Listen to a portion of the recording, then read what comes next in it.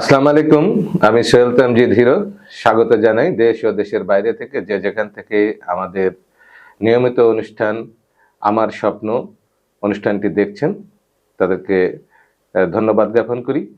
আজকে এসএফটিভির যে নিয়মিত আয়োজন আমার স্বপ্নের অনুষ্ঠানের যিনি অতিথি হিসেবে আমাদের আমন্ত্রণে সাড়া দিয়ে আমাদের এসএফটিভির স্টুডিওতে হাজির হয়েছেন, তিনি হলেন চুয়াডাঙ্গা জেলার কৃতি সন্তান তথা আলমডাঙ্গা উপজেলার এক স্বপ্নবাজ মানুষ গড়ার কারিগর, পুরোদস্তুর একজন সংস্কৃত মানা মানুষ, যিনি শিখতে পছন্দ করেন এবং শেখাতে পছন্দ করেন, একজন শিক্ষা অনুরাগী যার সারা জীবনটাই শিক্ষার জন্যই, শিক্ষা বিলিয়ে দেওয়ার জন্যই তার জীবনটাকে ব্যয় করেছেন।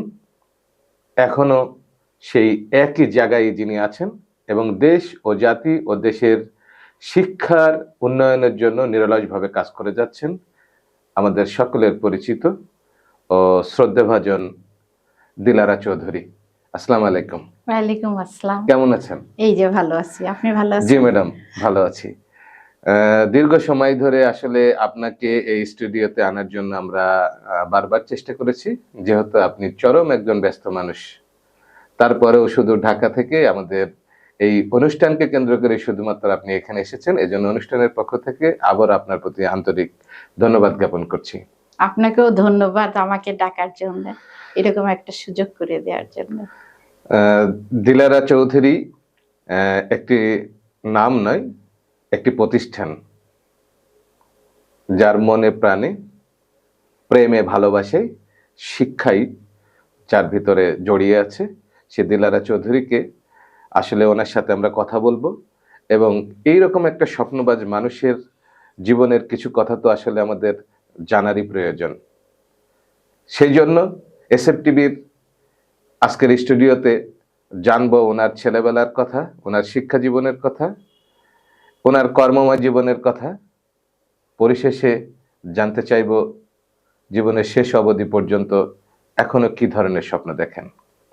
তো আজকে প্রথমে আপনার কাছে জিজ্ঞাসা করব, যেহেতু আপনি আলমডাঙ্গার বাবুপাড়ার মেয়ে, আপনার শিক্ষা জীবনের হাতেখড়ি কোথা থেকে শুরু? ওই আলমডাঙ্গা মাধ্যমিক বালিকা বিদ্যালয়। আচ্ছা আচ্ছা, এখান থেকেই আপনার শিক্ষার হাতেখড়ি একেবারে ওখান থেকেই শেখা। তো যেহেতু কত বছর একেবারে বয়সের থেকে আপনি স্কুলে গেছেন? আমরা 6 বছরেই ওয়ানে ভর্তি হয়েছি। 5-6 বছরেই ওয়ানে ভর্তি হয়েছি। সেটা কত সাল? 82 সালে যেহেতু এসএসসি পাস করেছি, তাহলে ওটা কত হবে, যুদ্ধের পরে। জি জি জি, যুদ্ধের পরেই আসছে ওটা। তো যেহেতু সেই সময় তো আসলে এইরকম স্কুল কলেজ অত উন্নত ছিল না বা শিক্ষা ব্যবস্থা অত উন্নত ছিল না, তো ওই পরিবেশ থেকে নিজেকে এই যে শিক্ষার একটা অনেক উচ্চতর জায়গায় নিয়ে গেলেন কিভাবে, এ ব্যাপারে আমরা একটু দর্শকদেরকে আপনাকে জানাতে চাই। আপনার কাছে মনে হচ্ছে যে অত উন্নত ছিল না, কিন্তু আমার ওই স্কুলটা আমার ভীষণ ভালো লাগতো। আচ্ছা আচ্ছা। হ্যাঁ, এখনো আমি মনে করি ওইসব শিক্ষকদের কাছ থেকে যা শিখেছি, অনেক কিছু শিখেছি। আচ্ছা। হ্যাঁ, আমার ওই শিক্ষকদের সাদামাটা জীবনযাপন, কিন্তু ওনারা এত ডেডিকেটেড ছিলেন, এত সুন্দর করে আসতেন এবং আমাদেরকে শেখাতেন। মানে মনে হতে যেন ওইখান থেকেই কিন্তু আমার ভালো লাগাগুলা কাজ করেছে। রুনু আপা যখন বাংলা ব্যাকরণ শেখাতেন, নুর ইসলাম স্যার যখন ইংলিশটা শেখাতেন, আহমদ স্যার যখন অঙ্ক শেখাতেন, আমি দেখাতাম ওনারা কি সুন্দর করে বোঝাতেন এবং আমরা প্রত্যেকেই বুঝতে পারছি কি না দেখতেন। হ্যাঁ, ওই জায়গাগুলা থেকে কিন্তু ভালো লাগা সৃষ্টি। আবার ওনাদের প্রোগ্রামগুলা দেখতাম, হ্যাঁ, দেখে এবং ওনাদের অনুপ্রেরণা, ওনাদের আমাদের প্রতি এত সহানুভূতিশীল, এগুলো আমাকে আসলে মুগ্ধ করতো। হ্যাঁ হ্যাঁ, মুগ্ধ করতো। ওনারা যে বক্তব্য রাখতো, ওখান থেকে দেখে মনে হতো একটু বক্তব্য যদি দিতে পারতাম। যখন কবিতা 2-1 লাইন উচ্চারণ করতেন, হ্যাঁ, আমার যেমন মনে পড়ে আমার যখন এই ফেয়ারওয়েলের সময় স্যার ব্রুকের 2টা লাইন বলেছিলেন, আমি আজও পর্যন্ত কিন্তু আমার স্কুলের এই 2টা লাইন বক্তব্যে ব্যবহার করি। আচ্ছা আচ্ছা আচ্ছা, হ্যাঁ মানে ওই ক্লাস 10-এ যখন পড়তেন হ্যাঁ অত পরীক্ষা এসএসসি দেওয়ার আগে? পরীক্ষায় আচ্ছা যে ফেয়ারওয়েলে, হ্যাঁ, for man may come and man may go but I go forever. মানুষ আসে মানুষ যায়, আমি চিরপ্রবাহিত হই নদীর ক্ষেত্রে, ব্রুকের ব্রুক আচ্ছা আচ্ছা, নদী। কিন্তু স্যার বোঝাতে চেয়েছেন যে এই যে তোমরা প্রতিবার আসো প্রতিবার চলে যাও, কিন্তু আমরা শিক্ষক মন্ডলী কিন্তু সেই সে জায়গায় রয়ে প্রতিষ্ঠানে যাচ্ছে। সেই জায়গায় রয়ে গেছি। আমার চমৎকার। এত ভালো লেগেছিল ওনার এই কথাগুলা, এত হৃদয়ে গেঁথে গেছিল জি জি, যে আমি কিন্তু এই যে যখন শিক্ষা প্রতিষ্ঠান থেকে বেরোলাম সেখানেও কিন্তু আমি এই দুইটা আচ্ছা আচ্ছা। লাইন বলেছি বাচ্চাদের, এবং ওখান থেকে কিন্তু এক্সপ্লেন করে ব্যাখ্যা করে ওদেরকে বোঝানোর চেষ্টা করেছি। শিক্ষা জীবন শেষ করলেন কোথায়? আমার শিক্ষা জীবন সব আলমডাঙ্গা কেন্দ্রিকে, কিন্তু আচ্ছা আচ্ছা বেশি দূর শিখতে পারিনি। আচ্ছা আমি আলমডাঙ্গা গার্লস স্কুল থেকে 82 সালে এসএসসি পাশ করেছি, আচ্ছা 84 সালে আলমডাঙ্গা কলেজ থেকে এসএসসি এবং বিএসসি পাশ করেছি 86 সালে। আচ্ছা তারপরে বিএড করেছি, আচ্ছা। হ্যাঁ বিএড করে চাকরি। কর্মজীবন সর্বপ্রথম কোথায় শুরু করলেন? আমি কুষ্টিয়া গভর্নমেন্ট গার্লস স্কুলে আপনার সর্বপ্রথম কর্মজীবন? কর্মজীবন শুরু, আচ্ছা আচ্ছা। এই স্কুলে। এরপরে পরে তো বেশ কতগুলা প্রতিষ্ঠানে আপনি আপনার কর্মজীবন শেষ হ্যাঁ করলেন। 6-7টা প্রতিষ্ঠানে। তো আমরা যতটুকু জানি যে আপনার এই কর্মময় জীবনের মধ্য দিয়েই আপনি একবার শিক্ষা সফরে গেছিলেন জাপানে। জি, জাপান তো একটা দারুণ একটা দেশ এবং শিক্ষা অনেক দীক্ষা উন্নত। সংস্কৃতির দিক থেকেও তারা খুব এগিয়ে।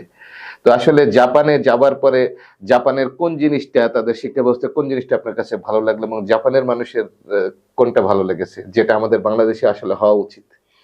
আমার কাছে মানে সব থেকে যদি ভালো লাগা বলেন, ওদের শিক্ষকরা যে ছাত্রীদের প্রতি যে সহানুভূতিশীল, জি জি যে একাগ্র, মানে চিত্তে ওদেরকে যে হাতে খড়ি দিয়ে দেখিয়ে দেওয়া বুঝিয়ে দেওয়া, জি না পারলে আলাদাভাবে ক্লাসে নিয়ে তাদেরকে শেখানো, এই জিনিসগুলো আমার বেশি ইয়ে করেছে। আচ্ছা আচ্ছা দেখেন ওখানে ছাত্র সংখ্যা কম, ওনাদের শেখাতে হয়, কষ্টটা কম পেতে হয়, কিন্তু আমাদের দেশ অনুযায়ী আমাদের শিক্ষার্থী বেশি থাকবে, এটাই স্বাভাবিক। জি জি কিন্তু আমাকে দিতে হবে শিক্ষক হিসাবে, আচ্ছা আচ্ছা আমাকে ছাত্র ছাত্রীদেরকে বুঝতে হবে।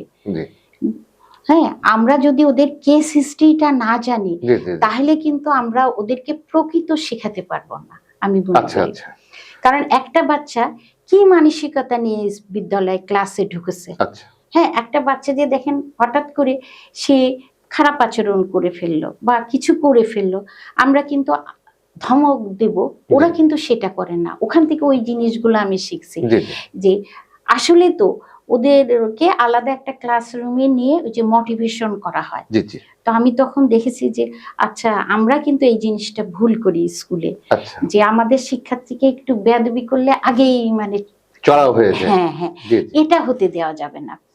এটা ওদেরকে মোটিভেশন করে আলাদা করে ডেকে জিজ্ঞেস করা তাদের ভিতরের কথাগুলা। আচ্ছা আমাদের বাচ্চাগুলা কিন্তু সঠিক মানসিক যে প্রশান্তি নিয়ে কিন্তু সবাই বিদ্যালয়ে ঢোকে না।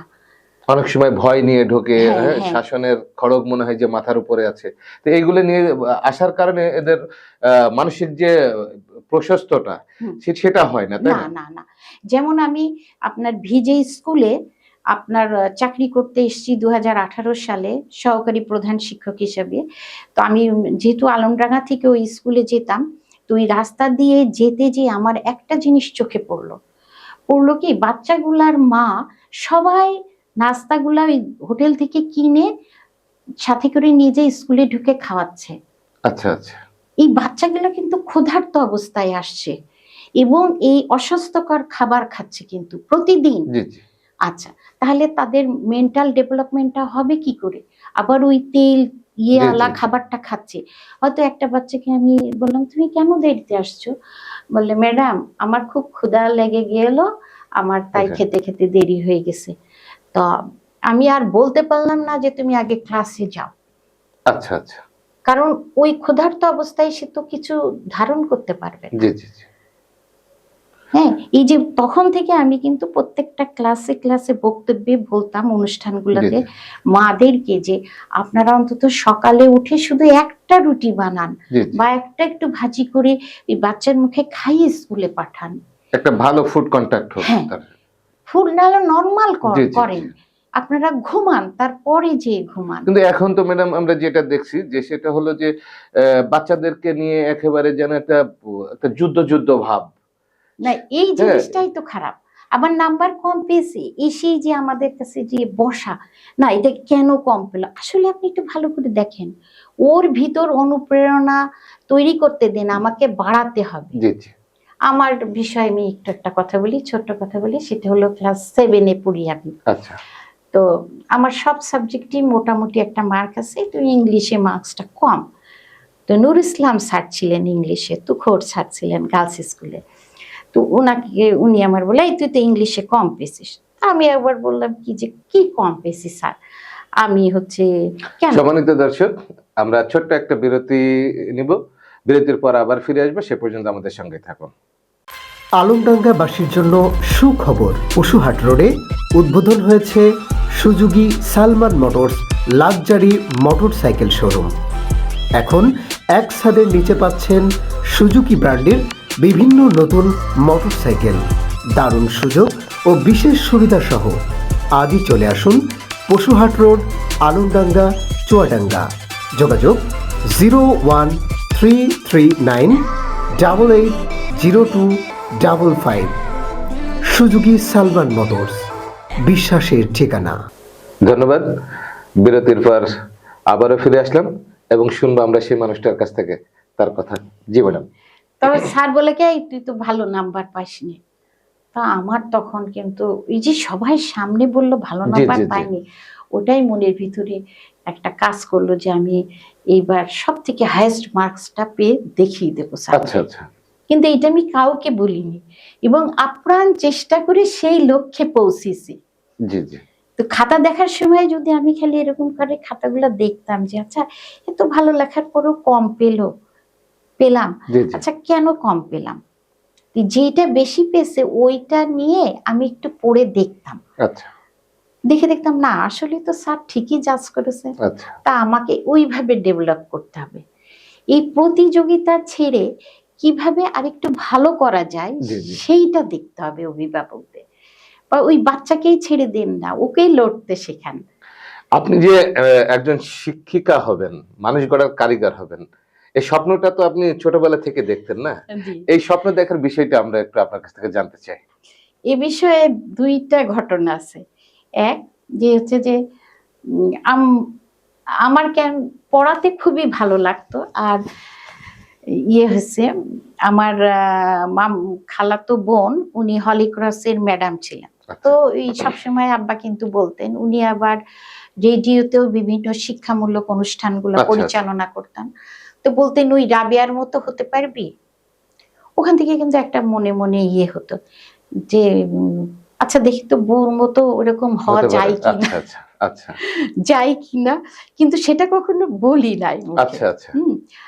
আর একটা জিনিস মনে হতো, খাবার টেবিলে বসে যে আব্বা বলতেন যে, যেহেতু আমরা 5 ভাই বোন, তখন আচ্ছা। 3 ভাই বোন ছিলেন, তো বলতো যে বড় মেয়ে খুব ট্যালেন্ট, ও মানে ডাক্তার আপনার হবে। বড় বোনের কথা হ্যাঁ, বলতে। আচ্ছা, আর এই আমার বড় ভাইয়ের কথা, যদিও আমার ছোট, ও খুব ট্যালেন্ট, ওকে ইঞ্জিনিয়ার বানাবেন।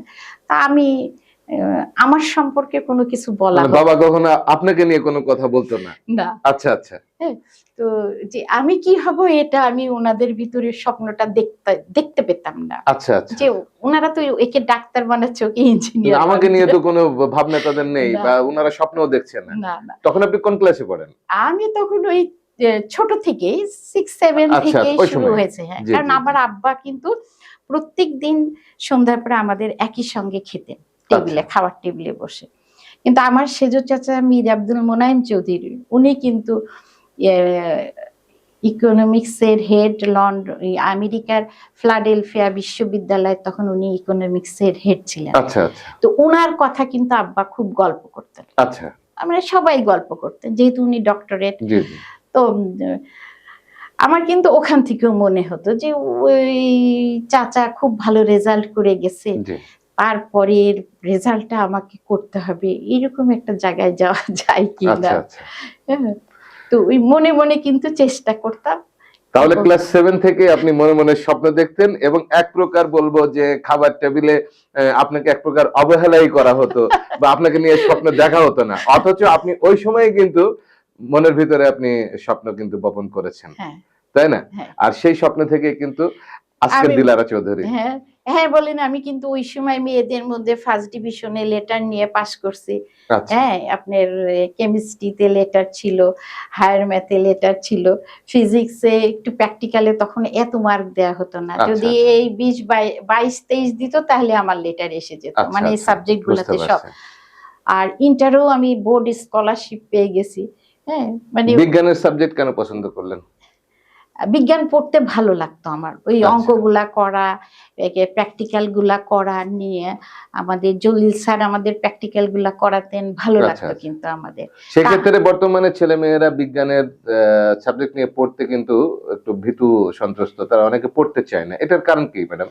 আসলে আমরা বলবো কি, আমাদের বেশ কিছু ল্যাক আছে। যেমন আমরা শিক্ষক হিসেবে, সায়েন্সের শিক্ষকরা ল্যাবে যেতে চান না, আমি এই জিনিসটা লক্ষ্য করলাম। আচ্ছা আচ্ছা। বুঝছেন, ল্যাবে যেতে চান না ওনারা, ল্যাবটাকে এত গুরুত্বই দেন না। কিন্তু ল্যাবটা যে এত মজার জায়গা, এত ভালো শেখা যায়, এই যে একটা কালার চেঞ্জ হয়ে যাচ্ছে জি জি। আপনার, এই জিনিসগুলা। আর আমি আরেকটা জিনিস দেখেছি, ল্যাবে নিয়ে গেলে শেখানোটাও কিন্তু সহজ। জি জি। যেটা আমি মুখস্থ করছি, এটা খার, এটা দিলে এই কালার হবে, জি জি। হ্যাঁ ওটা দিলে এই কালার হবে, সেটা যদি আমি হাতে কলমে দেখিয়ে দিচ্ছি, বা ওই টেস্ট টিউব নিয়ে বাচ্চারা কাজ করছে, ওরা কিন্তু খুব আনন্দ পায়, আনন্দের আচ্ছা। সাথে শিখে।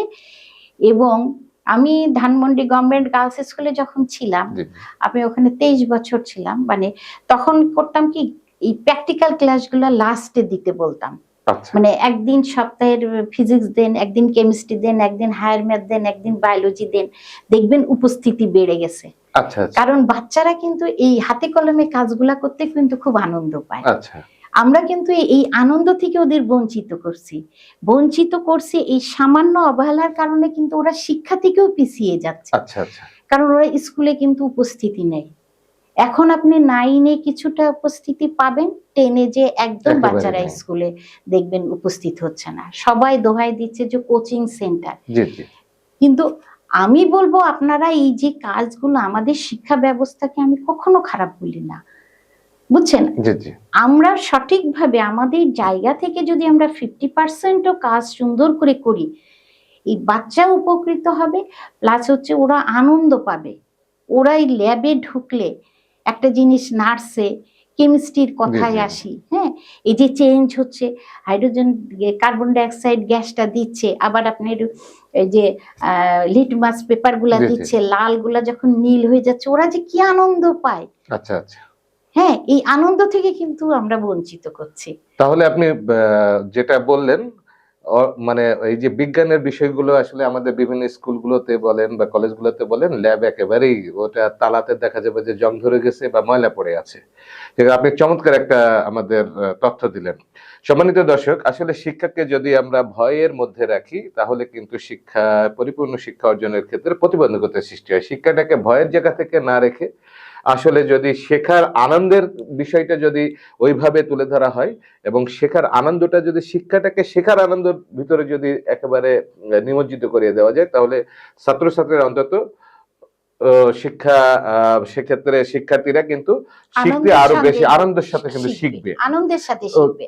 আমরা চাই যে আসলে এই যে দিলারা চৌধুরীর যে সুন্দর একটা মেসেজ, এই মেসেজের মাধ্যমে আমাদের দেশের সমস্ত স্কুলগুলোতে এন্ড কলেজগুলোতে যেন অন্তত বিজ্ঞানের সাবজেক্টগুলা, বিজ্ঞানের শিক্ষার্থীদেরকে হাতে কলমে শেখালে তারা অনেক ভালো কিছু শিখতে পারবে এবং সেটার প্রতি তাদের আগ্রহ তৈরি হবে। আমরা আর একটি ছোট বিরতিতে যাব, তারপরে আবার ফিরে আসবো। আপনারা ততক্ষণ আমাদের সঙ্গে থাকুন। আলমডাঙ্গাবাসীর জন্য সুখবর, পশুহাট রোডে উদ্বোধন হয়েছে Suzuki Salman motors luxury motorcycle showroom. এখন এক ছাদের নিচে পাচ্ছেন সুজুকি ব্র্যান্ডের বিভিন্ন নতুন মোটরসাইকেল, দারুণ সুযোগ ও বিশেষ সুবিধা সহ আজই চলে আসুন পশুহাট রোড, আলমডাঙ্গা, চুয়াডাঙ্গা। যোগাযোগ 0133988 0255। সুজুকি সালমান মোটরস, বিশ্বাসের ঠিকানা। ধন্যবাদ আমাদের সঙ্গে থাকার জন্য। আবারও ফিরে আসছি। যেহেতু অনুষ্ঠান আমরা দেখছি এবং আপনার স্বপ্নের কথাও শুনলাম, আমরা এবার একেবারে আপনার কিছু কথা আপনার কাছ থেকে আমরা জানতে চাই। সেটা হলো যে দীর্ঘ 34 বছর আপনি মানুষকে শিক্ষাদান করলেন, অর্থাৎ মানুষের সন্তানদেরকে শিক্ষাদান করলেন, মানুষ গড়ার কারিগর। একজন শিক্ষিকা সুন্দর স্বপ্ন দেখেন, তার একটা গ্রাউন্ড থাকে, সেই গ্রাউন্ড থেকে নিজেকে মেলে ধরেন। তা আমরা যতটুকু জানি যে আপনি একজন সংস্কৃতি কর্মী এবং সংস্কৃতি মনা মানুষ। সেই ক্ষেত্রে আপনার এই যে লেখাপড়ার পাশাপাশি এবং কর্মজীবনের পাশাপাশি আপনি সংস্কৃতিটাকে আসলে কিভাবে মূল্যায়ন করেন? না জানেন, এই সাংস্কৃতিক একটা জিনিস আপনার মনকে ভালো করে দিবে, উদার করে দিবে, বুঝছেন? এটা আপনি কিছুক্ষণ দেখবেন যে নিরিবিলি বসে আপনি একটা আবৃত্তি করছেন বা গান গাচ্ছেন, হ্যাঁ, আপনার মনটা সেই সময়ের জন্য কিন্তু একদম ফ্রেশ হয়ে যায়। আচ্ছা আচ্ছা। আমার তো ভীষণ ভালো লাগে। আমি কিন্তু বাচ্চাদের নিয়ে আমি আচ্ছা। এগুলা করতে খুব পছন্দ করি, ওদেরকে শিখিয়েছি। হ্যাঁ, আপনার ওই যে বিজ্ঞান মেলা টেলায় নিয়ে গেছি, তার আগে যেটুকু সময় পেয়েছি ওদেরকে বিনোদন দরকার আচ্ছা আছে। আচ্ছা। আমরা শিক্ষক মানেই আমরা এই লাঠি হাতে করে আচ্ছা আচ্ছা। শেখাবো এরকম না। মানে ভয়ের একটা জায়গা। না না, আমরা ওদের সাথে বসে আনন্দ ফুর্তি করব, একসাথে গান জি। গাবো, একসাথে আবৃত্তি করব, একসাথে বক্তব্য নাটিকা করব, ওদেরকে রিহার্সেলে শেখাবো। হ্যাঁ, এই বাহ! জায়গাগুলা কিন্তু ওই যে বললাম আপনি সৃজনশীলতাটা জি যেটা, জি জি। হ্যাঁ, এই জায়গাতে ওদেরকে নিয়ে আসতে হবে। যে ভালো পারে তাকে ওই জায়গাটা আরো উজ্জীবিত সুযোগ করতে করে হবে। দিতে হ্যাঁ, হবে। সুযোগ করে দিতে হবে। এই জন্য আমি কিন্তু চুয়াডাঙ্গা গভর্নমেন্ট গার্লস স্কুলের প্রধান শিক্ষক হিসেবে যতদিন কাজ করার সুযোগ হয়েছে, এই 3.5 বছরে আমার বাচ্চারা কিন্তু প্রচুর খুলনায় খেলতে গেছে। আচ্ছা। প্রত্যেকটা প্রোগ্রামে আমি নিজে ওদের দেখতাম, যে সাজিয়ে দিতাম যে তোমরা এইটার পরে এটা করো, এটা করলে তুমি, হ্যাঁ ঠিকই ওরা মানে ফার্স্ট হয়ে আচ্ছা, আসছে। আচ্ছা। হ্যাঁ, যে এবং টিচারদেরকেও যার যেদিকে দক্ষতা তাকে সেভাবে কাজে লাগিয়ে কিন্তু আনতে হবে। দিলারা দেখেন, আমাদের দেশে এমন একটা প্রচলন এসে গেছে এবং সাধারণত ফ্যামিলির গার্ডিয়ানরা তারা চিন্তা করে যে শুধুমাত্র ভালো রেজাল্ট করতে হবে, পড়তে হবে, পড়তে হবে, পড়তে হবে। এটা কি আসলে একটা পরিপূর্ণ মানুষ তৈরি হতে পারে? না না না একটা না, পূর্ণাঙ্গ মানুষ তৈরি করার জন্য আসলে পড়ার পাশাপাশি আর কি করা প্রয়োজন হ্যাঁ বলে হ্যাঁ, মনে করেন? বিনোদনমূলক তো থাকতেই হবে। পড়া তো তাহলে আপনি একঘেয়েমি এসে যাবে, ওটা তো একটা বাধা ধরা, ওটা তো আমাকে করতে হবে, সেটা আলাদা বিষয়। আচ্ছা আচ্ছা। আপনি ক্ষণিকের জন্য যদি এইটা ওরা প্রতিযোগিতা করলো, ওরা এই যে আমরা যে প্রোগ্রামগুলা করি 1 মাস ধরে রিহার্সেল করলো, এরা সহযোগিতা, সহমর্মিতা, সৃজনশীলতা সবকিছু অর্জন করে। আচ্ছা আচ্ছা। হ্যাঁ, একজনের সঙ্গে আরেকজন কিভাবে একটা প্রোগ্রাম করবে, কিভাবে একটা নাটক করবে, এই যে সহযোগিতামূলক কাজগুলা শিখছে। আবার এক জায়গায় বাইরে যেয়ে কিভাবে সবার মধ্যে চলতে হবে। এখন কিন্তু 1টা 2টা বাচ্চা, আচ্ছা। তারা কিন্তু সব এগুলো শিখে না। আর একক পরিবার, যৌথ পরিবার জি না, জি। কিন্তু এরা এই জায়গা থেকে পিক করবে। এই জন্যই কিন্তু একাডেমিকের পাশাপাশি এই সাংস্কৃতিক ধর্মীয় অনুষ্ঠান, খেলাধুলা এগুলাকে রাখা আছে। হ্যাঁ, অত্যাবশ্যকীয়। এবং হ্যাঁ, আরো আমরা যে ধরেন এখন দিন দিন প্রোগ্রাম গুলা হয়ে গেছে, মাঠ ছোটর কারণে আমরা ওই ডিসপ্লে গুলা দেখাতে পারি না, এগুলা দেখানোটা খুবই জরুরি। আচ্ছা আচ্ছা। এই যে বাচ্চারা এই যে গানের তালে তালে এক একটা ক্লাসকে নিয়ে এসে সামনে উপস্থাপন করা, জি। তার মানে কি হচ্ছে জানেন, এই বার্ষিক ক্রীড়া প্রতিযোগিতায় যদি আমরা এই অনুষ্ঠানগুলা করি এবং প্রত্যেকটা ক্লাসকে সেখানে অংশগ্রহণ করতে দিই, তাহলে কিন্তু আমার সব বাচ্চাগুলা কিন্তু ওই অন্তত উপস্থিত থাকবে, অংশগ্রহণ করবে হ্যাঁ সেখানে। করবে এবং তারা ওই আপনার শিখবে। 34 বছরের কর্মজীবনের শেষ সময়টা কোন প্রতিষ্ঠানে কাটালেন? আমি তো মানে আসলে শেষ বলতে এই 7 বছর তো আমি চুয়াডাঙ্গায় জি, জি, কাজ জি। করলাম, ভিজে সরকারি উচ্চ বিদ্যালয়ের সহকারী প্রধান শিক্ষক হিসাবে 3.5 বছর থাকলাম।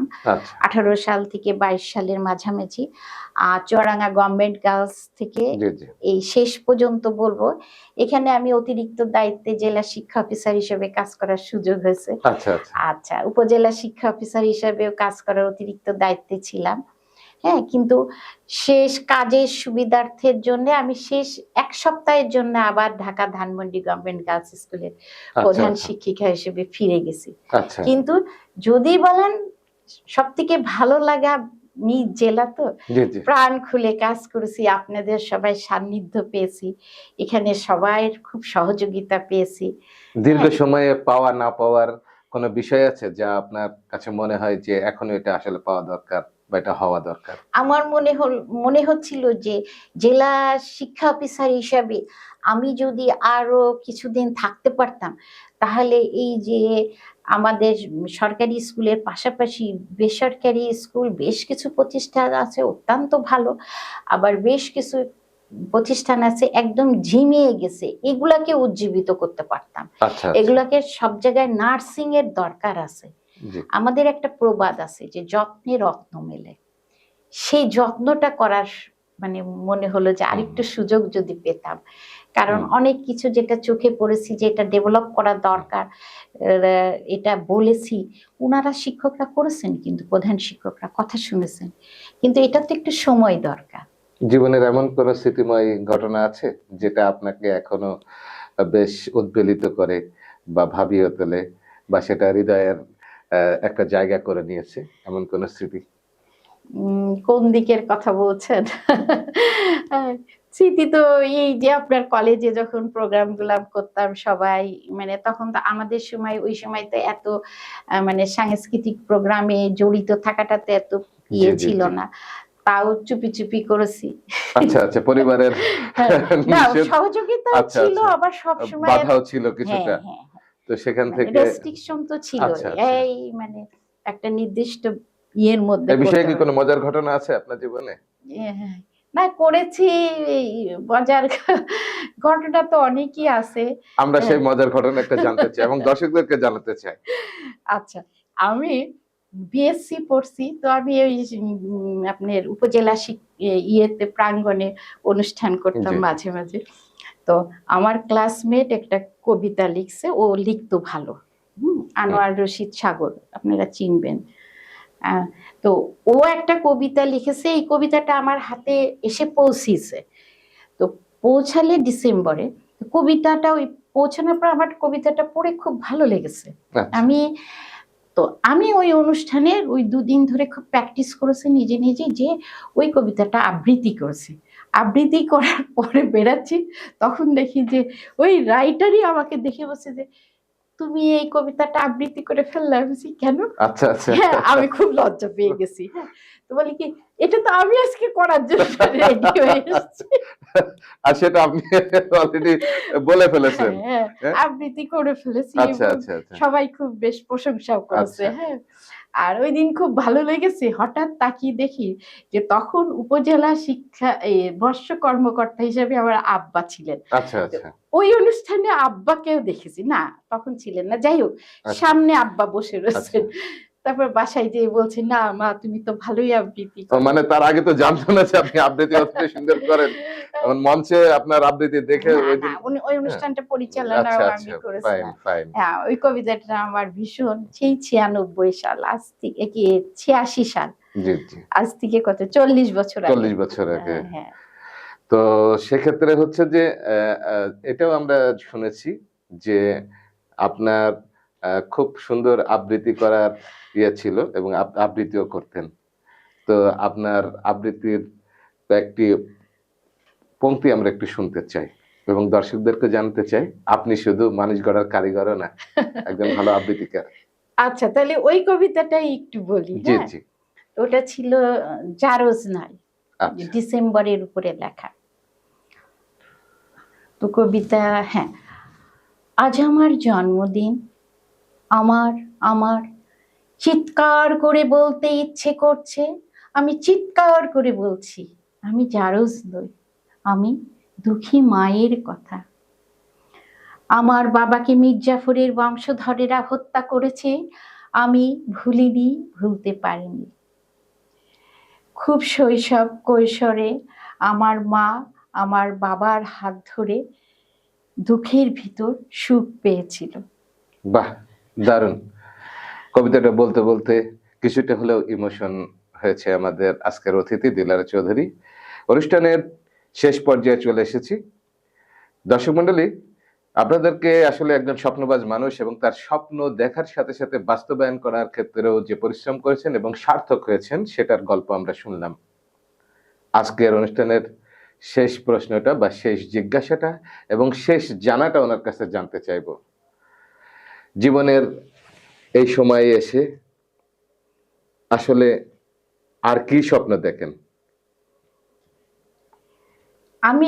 আমি আরো বেসরকারি স্কুলগুলোতে আমি কাজ করতে চাই। তা আমি সবে মাত্র পিআরএল-এ গেলাম। তা আমাকে বিভিন্ন প্রতিষ্ঠান ডেকেছে। আমি ইনাদের সাথে আবারও আমি মনে করছি মানে জীবনের শেষ সময় অবধি হ্যাঁ। পর্যন্ত আবারও কাজে নিজেকে ডুবিয়ে রাখতে চান। যদি আমি এই শিক্ষকতা পেশাকে আবারও নিয়ে যে জায়গাগুলা পিছিয়ে আছে, জি, এই জায়গাগুলা যদি একটু হলেও করতে পারতাম, সংশোধন করতে পারতাম, তাহলে তো দেখা স্বপ্নের কিছুটা হলো পূরণ হতো। হ্যাঁ পূরণ হতো। ধন্যবাদ দিলারা চৌধুরী। সম্মানিত দর্শক, আপনাকেও উনি এখনো স্বপ্ন দেখেন যে আমার জীবনের শেষ সময় পর্যন্ত শিক্ষার মাধ্যমে এবং শিক্ষা দেওয়ার মাধ্যমেই উনি ওনার জীবনের শেষ স্বপ্নটুকু দেখতে চান, যে যেখানে কিছুটা কমতি হয়ে আছে ওনার স্বপ্ন বাস্তবায়নের, সেই কমতির জায়গাটুকু উনি পূরণ করতে চান ওনার জীবনের শেষ সময় পর্যন্ত। চমৎকার উনি বলেছেন। আমরাও চাই প্রত্যেকের জায়গা থেকে তারা তাদের স্বপ্নগুলা দেখুক, শুধু নিজকেন্দ্রিক নয়, অপরকে নিয়ে সুন্দর দেশ বিনির্মাণে। ধন্যবাদ সকলকে। আসসালামু আলাইকুম।